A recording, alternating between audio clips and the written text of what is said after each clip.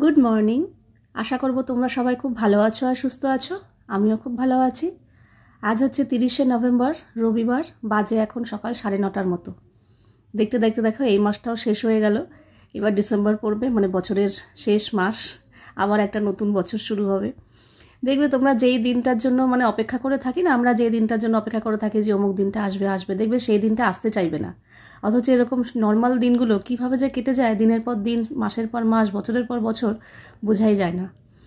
যাই হোক, সকাল তো শুরু হয়েছে অনেকক্ষণ আগে, 5:45টার সময়। অনেকটা দেরি করে, লেট করে ব্লগটা শুরু করছি। এখন চলে এসেছি সকালে জলখাবার বানাবো, শুধু রুটি করব, আর কিছু করব না। সকালে আটাও মেখেছি, আমরা তাতানের জন্য দুজনের মতো করে আটা মেখেই রুটি করলাম। আমার মা যে সেই ফুলকপির তরকারি করে দিয়ে গেছিলো, ইন্দ্র তো একটুও খায়নি। ও আর ফুলকপির তরকারি খেতে চাইছে না, বলছে দূর, একঘেয়ে হয়ে গেছে, সেই কবে থেকে খাচ্ছি, আর ভালো লাগছে না। এবার ফুলকপি দিয়ে অন্য কিছু হলে খাবো, না হলে তরকারি আর খাবো না। তো ও তো খাইনি, আমি আর তাতানেই খেয়েছি, তার জন্য অনেকটাই ছিল। তো আজকেও সকালবেলা হয়ে গেল।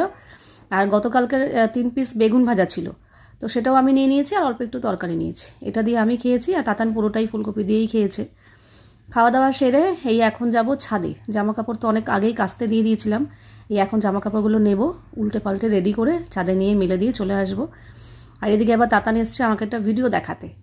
ওই যে আছে না অনেকে যে মাছ মাংস খাওয়া না খাওয়া নিয়ে মানে বলে আর কি।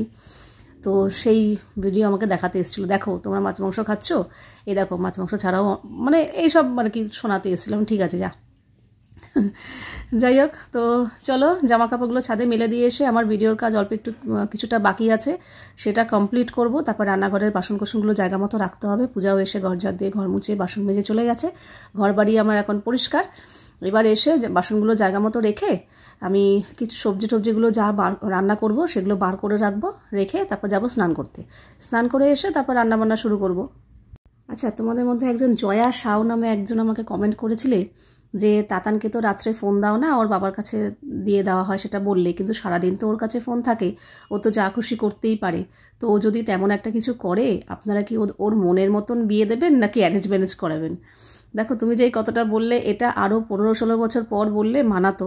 এখন মাত্র ক্লাস 10, মাধ্যমিকও দেয়নি। আর এখনকার ছেলেমেয়েরা না আগেকার ছেলেমেয়েদের থেকে অনেক স্মার্ট, অনেক বুদ্ধি রেখে কাজ করে। আগেকার দিনের মতো ওই বোকামি করে না যে পড়াশোনা ছেড়ে দিয়ে যাকে তাকে ধরে পালিয়ে চলে যাও, এটা সেটা করো। এইসব কাজ এখনকার ছেলেমেয়েরা করে না, যথেষ্ট বুদ্ধি রেখে কাজ করে। আর একটা কথা হচ্ছে কি, এখনকার ছেলেমেয়েদের, আমাদের বাবা মায়েরা না জন্মের পর থেকেই মাথার মধ্যে আমরা ঢোকাতে থাকি, জ্ঞান আসার পর থেকেই, যে তোমাকে নিজে পায়ে দাঁড়াতে হবে। আগেকার দিনে তো ছেলেদের মাথায় ঢোকাতে হতো, কিন্তু এখন কিন্তু আমরা বাবা মায়েরা মেয়েদের মাথাতেও ঢুকিয়ে দিই। আগেকার দিনে মেয়েদের পড়াশোনা করানো হতো বিয়ে দেওয়ার জন্য, একটা সার্টিফিকেট দরকার যাতে বিয়ের বাজারে দর বাড়ে। কিন্তু এখন কিন্তু মেয়েদের পড়াশোনা করা হয় যাতে নিজের পায়ে নিজের দাঁড়াতে পারে। প্রত্যেকটা বাবা মা, জানি না কে কী করে, আমরা তো করেছি, আর আমার মনে হয় এখনকার প্রত্যেকটা বাবা মাই তাই করে। মেয়েদেরও মাথার মধ্যে প্রথম থেকেই এই বীজটা পুঁতে দেওয়া হয় যে তোমাকে নিজে পায়ে দাঁড়াতে হবে। সে বিয়ে করো, প্রেম করো, যা খুশি করো, সেটা করার মতো অনেক সময় পড়ে আছে।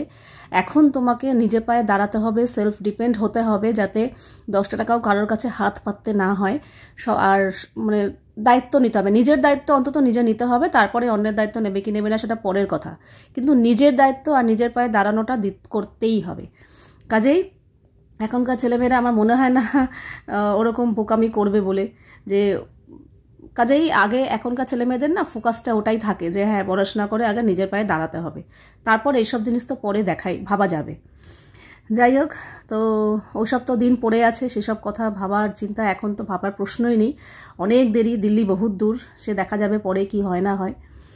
যাই হোক, ওদিকে বাসন কোসন জায়গা মতো রেখে আমি মাছের টিফিন বক্সটা বার করে রাখলাম, একটু জলে ভিজিয়ে রেখেছি, বরফটা কাটুক। আর আজকে আমুদি মাছটা বার করেছি। এর আগের দিন না ট্যাংরা মাছ, আমুদি মাছ, আর তোমার না ট্যাংরা না, সরি, ভেটকি মাছ, আমুদি মাছ আর কাটাপোনা মাছ এনেছিল। তো আগের দিন তো ভেটকি মাছটা করেছি, তো আজকে আমুদি মাছটা করব, নেক্সট দিন তোমার কাটাপোনাটা করব। তো আমুদি মাছটা বার করে রাখলাম। আর এদিকে তারপরে স্নান টান করে এসে, শীতকালে স্নান করতেও দেরি হয়, স্নান করে আসার পর রেডি হতেও দেরি হয়। গরমকালে এসব কোনো ঝামেলা থাকে না, নর্মাল সাবান শ্যাম্পু দিয়ে স্নান করে চলে এলাম, ব্যাস হয়ে গেল। কিন্তু শীতকালে স্নান করতে যাওয়া মানে ভালো করে, শীতকালে না আরও বেশি ভালো করে পরিষ্কার থাকতে হয়, কারণ স্কিন বাইরের ধুলোবালি প্রচণ্ড বেশি পরিমাণে লাগে, তার মধ্যে লোশন ক্রিম এসব মাখা হয়, সব মিলিয়ে বেশি পরিষ্কার পরিচ্ছন্ন থাকতে হয়। তার মধ্যে পায়ের গোড়ালিটা আমি বলেছি প্রতিদিন আমি পরিষ্কার করি, যাতে একদিন আমাকে বেশি করে খাটতে না হয়, আর যাতে পা ফাটতেই না পারে। পা ফাটার আমি সুযোগই দেবো না। প্রত্যেক বছর আমার পা ফেটে যায়, বিছানার চাদরে যেখানে খুশি বলো পা লাগলে পুরো বিরক্ত লাগতো, কিন্তু এই বছর আমি এই জিনিসটা করতেই দেবো না। এখনও পর্যন্ত কিন্তু আমার পা ফাটেনি, যেরকম নর্মাল পা ছিল গরমকালে ঠিক সেরকমই রয়েছে। আশা করছি দেব না, দেখা যাক, আরও বেশি শীত পড়ুক, দেখা যাক কী হয়। আমার কষ্টের ফল আমি পাই কি পাই না সেটা তোমাদের পরে জানাবো। প্রতিদিন পা ঘষে, সাবান দিয়ে পা ঘষে পরিষ্কার করে এসে পায়ে বোরোলিন মাখি, মানে গোড়ালিতে মেখে আমি মোজা পরি।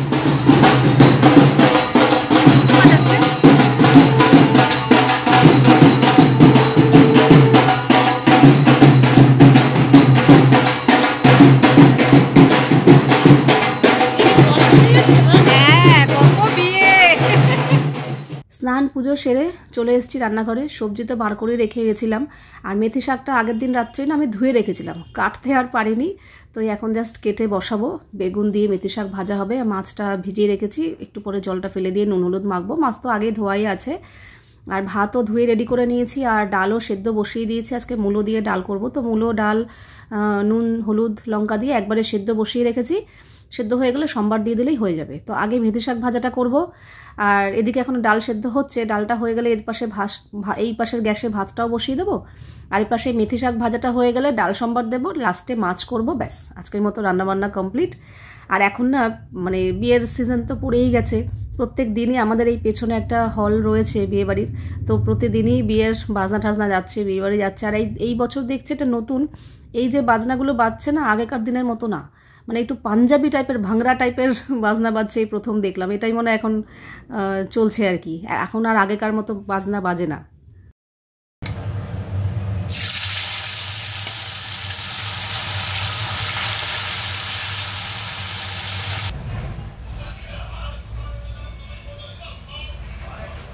এখানে রান্নাবান্না কিন্তু আমার হয়ে গেছে। এই যে আজকে হচ্ছে বেগুন দিয়ে মেথি শাক ভাজা, আর এখানে পেঁপে সেদ্ধ দিয়েছি, তাতানের জন্য করেছি মূলো দিয়ে ধনেপাতা দিয়ে ডাল, আর তার সাথে শুকনো লঙ্কা দিয়ে আলু মেখেছি। আর আমাদের জন্য আছে এই যে আমুদি মাছের ঝাল পেঁয়াজ টেয়াজ দিয়ে। পেঁপে সেদ্ধ খাচ্ছে ঘি দিয়ে, আমাকে বললো গাছ থেকে লঙ্কা পেলে দাও। লঙ্কা তো আছে অনেক, কিন্তু হৃষ্টপুষ্ট বলতে এইটা আছে। এই লঙ্কা গাছটায় ভর্তি লঙ্কা এসছে ঠিকই, কিন্তু লঙ্কাগুলো না খুব একটা বড় সড়ো হচ্ছে না, ছোট ছোট থেকে যাচ্ছে। আর খুব যে ঝাল তা না, মোটামুটি, তার থেকে বরং বাজারে কেনা লঙ্কায় ঝাল। কিন্তু ওই যে লঙ্কা হয়ে রয়েছে গাছের মধ্যে প্রচুর ভর্তি ঝাঁকিয়ে লঙ্কা হচ্ছে, এটা যেন দেখতে বেশি ভালো লাগে, সে ঝাল হোক না হোক। তাতান এখন খাবে না আমাদের সাথে, ওই যেহেতু মাছ খাচ্ছি, তো এখন বেশি বাজে না, 2:15 না 20 বাজে। তো আমি আর ইন্দ্র বসে পড়লাম, ইন্দ্র খেয়ে দিয়ে বেরিয়ে যাবে, আমি বসে পড়লাম ইচ্ছা করি, কারণ মাছ খাচ্ছি তো। তাতান এখন আমরা মাছ খেলে একই টেবিলে খেতে বসে না, আমাদের খাওয়া হয়ে যাবে তারপরেও বসবে, এই জন্যই আমি আর ইন্দ্র একসাথে বসে পড়লাম, খাওয়া হয়ে গেলে তারপরে ও বসবে। এখন ঠান্ডা ঠান্ডা পড়েছে না, তো সন্ধ্যেবেলা একটু চায়ের ব্যাপারটা লাগছে, মানে মনে হচ্ছে একটু চা হলে ভালো হয়। গরমকালে অতটা ইচ্ছা করে না, দেখবে চাটা, মানে যাদের নেশা আছে সেটা আলাদা, কিন্তু শীতকালে আবার একটু মনে হয় না একটু চা খাই ভালো লাগবে। যদিও সেরকম ঠান্ডা পড়েনি, আর তার মধ্যে জানলা দরজা সব দেওয়া, তো ঘরের মধ্যে খুব একটা ঠান্ডা অনুভূত হচ্ছে না। আমি দুপুরবেলা একটা চাদর গায়ে দিয়ে শুয়েছিলাম, যখন ঘুম ভেঙে গেছে দেখছি পুরো ঘেমে গেছি, মানে সব বন্ধ তো অতটা লাগে না, বাইরে ঠান্ডা আছে হয়তো জানি না। তো এই হচ্ছে, এখনও আমাদের ব্ল্যাঙ্কেট নামাতে হয়নি। রোজই জিজ্ঞাসা করছি লাগবে, বলছে না, চাদরেই হয়ে যাচ্ছে। তা আমি যখন শুচ্ছি তখন চাদর গায়ে দিয়ে শুচ্ছি, কিন্তু যখন ঘুম ভাঙছে তখন দেখছি গায়ে চাদর নেই, মানে নিজেরই অস্বস্তিতে চাদর সরিয়ে দিচ্ছি, অতটাও ঠান্ডা নেই তো।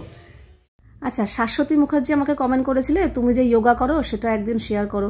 দেখো, আমার তো এটা যোগা মানে চ্যানেল নয়, তাই আমি রেগুলার 3-4 দিন আমার সকালে হাঁটা আর যোগার একটু দেখিয়েছিলাম। অনেকেই বলেছে রোজ রোজ দেখতে ভালো লাগছে না, একজন তো আমার মজা করছো ড্রেসটা নিয়ে, আমাকে জাদু লাগছে। তো শীতকালে কি আমরা জাদু থাকবো, নাকি গরমকালের মতো ক্যাটরিনা ক্যাফ হয়ে বসে থাকবো?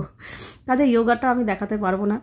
তো যোগার অনেক চ্যানেল আছে, তুমি সার্চ করতে পারো, তবে আমি যেটুকু পারি সেইটুকুই করি, খুব বেশি সময় দিই না, ওই 1 ঘন্টার মতো নিজের পেছনে সময় দিই, যোগা করি, হাঁটি। তাও আমি কদিন দেখাচ্ছি না, মাঝে সাঝে তোমাদের সাথে শেয়ার করব। আর যেই ড্রেসটা পরে আমি যোগা করি না, ওটা পরে আমার কমফোর্টেবল লাগে। শীতকালে ঠান্ডা ঠান্ডা পড়েছে তো, ছাদে যাই, ঠান্ডা হাওয়াটা লাগে, তো ওটা একটু হালকা পাতলা আছে, আমার হাঁটাচলা করতেও সুবিধা হয়, প্লাস ঠান্ডাটাও ঢোকে না, তো তাই জন্যই ওটা পরি।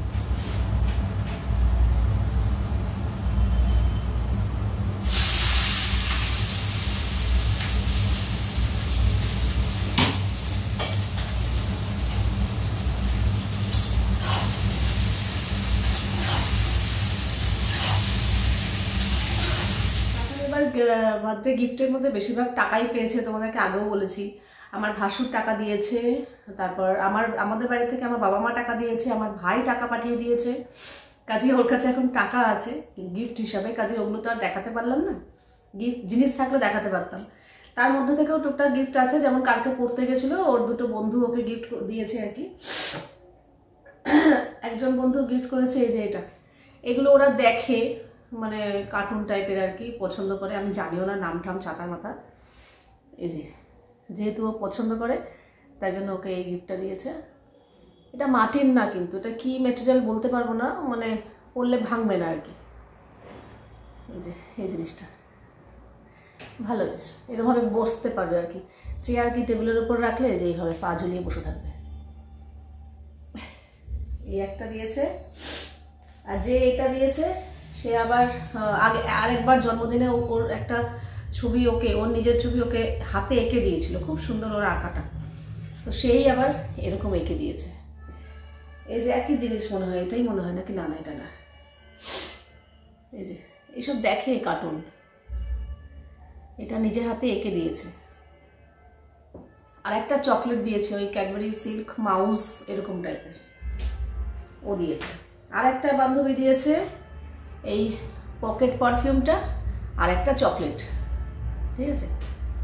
এই হচ্ছে ওর বান্ধবীদের তরফ থেকে গিফট। আর আমার শাশুড়ি মা ওকে বই দিয়েছে, কারণ ও বই পড়তে খুব ভালোবাসে, তো মাঝখানে একদিন ওকে নিয়ে বেরিয়েছিল, ওকে নিয়ে গিয়ে ওর পছন্দ মতো বই কিনে নিয়ে এসছে। তো এই যে ও এই বইটা কিনেছে, এখন অবধি পড়া শুরু করেছে কিনা জানি না, বলছে তো পরীক্ষার পর পড়বে, এখন পড়লে নেশা লেগে যাবে।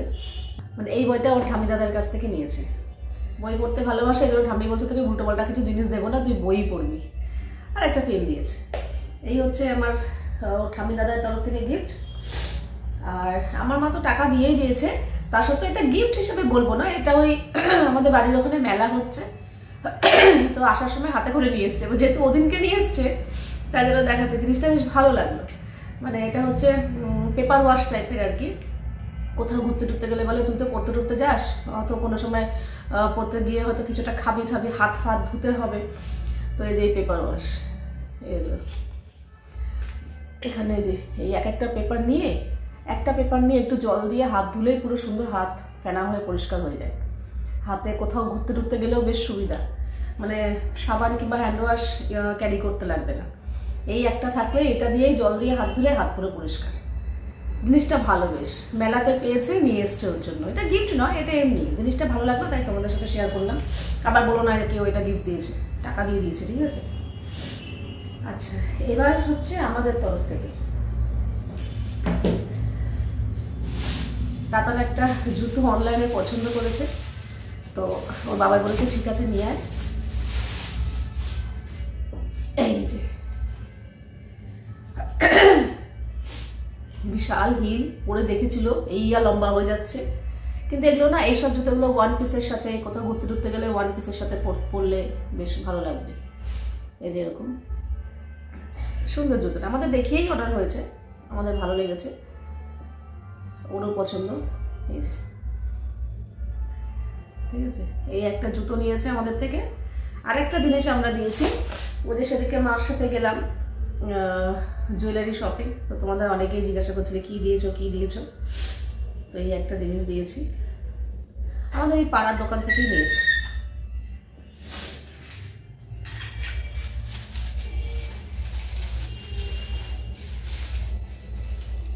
এই যে এই একটা ব্রেসলেট নিয়েছি, পরেছিল জন্মদিনের দিন পরেছিল, ভালো লাগছিল বেশ, রূপোর, ঠিক আছে।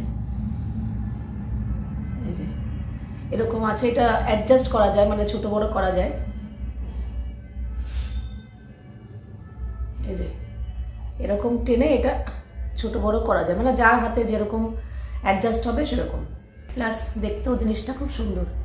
আমি ব্যাক ক্যামেরাতে মনে পরে ভালো করে দেখিয়ে দিচ্ছি, আপাতত এটা দেখে নাও। সবসময় পড়বে না, কারণ রূপো তো একটু কালো হয়ে যাওয়ার চান্স থাকে, তো একটু তোলা তোলায় পড়বে, কোথাও গেলে ঠেলে পড়বে, ভালো লাগবে দেখতে। দেখো জিনিসটা, তো এটাও আমাদের তরফ থেকেই আমরা দিয়েছি তাতানকে এই বছর বার্থডেতে। তো এই হচ্ছে তাতানের বার্থডে গিফট। এই যে এটা তোমাদের ব্যাক ক্যামেরা দিয়ে ভালো করে দেখাচ্ছি। এই হচ্ছে এরকম এরকম অ্যাডজাস্ট করা যাবে, ছোট বড় করা যাবে। আর এই হচ্ছে ব্রেসলেটটা, মাঝখানে একটু এই যে এই জায়গাটা একটু স্টোন রয়েছে লালচে কালারের, বাদ বাকি এরকম। ডিজাইনটা খুব সুন্দর, হালকা পাতলার মধ্যে বেশ সুন্দর জিনিসটা। এই যে এরকম